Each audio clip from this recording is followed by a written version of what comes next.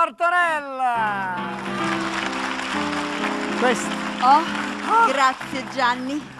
Questo è il microfono, molto bene. Come sei carina, Elena. Ma che belli occhioni che hai. Fantastica. Sì, ma non c'era bisogno che lo dicevi, no, si io capisce. ti lascio È lo fortissima. spazio, ti lascio Grazie, lo spazio. molto bene Gianni. Ma che bel parterre. Ma dunque io adesso però devo cedere la linea a una presentatrice, una conduttrice molto brava che adesso fa Ballando con le stelle. Milly, dove sei? Intanto vi lascio. Vieni Milly. Bene. Grazie, che dire? Buonasera, benvenuti a Ballando vedo le stelle. È bellissimo, veramente. È una serata fantastica. Dunque, volevo dire, Stefania, hai visto Valeria Marini che balla? No, dicevo che balla, che vuole fare l'attrice. È una balla.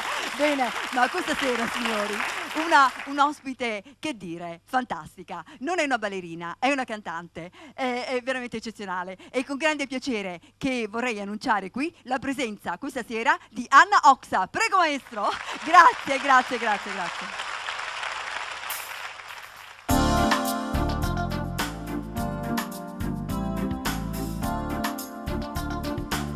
Quanti ricordi dietro me disegnerò nel diario della vita e terrò quei vecchi bagni fuori nel presente mio, di bianco e rosso vestirò.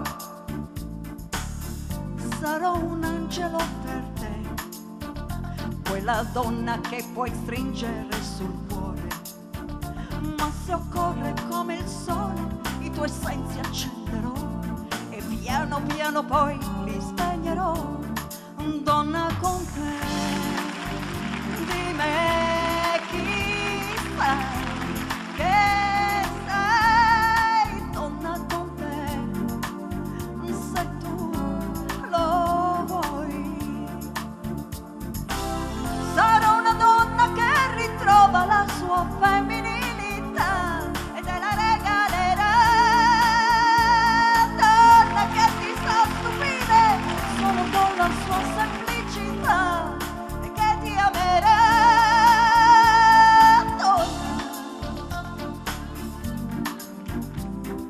Donna,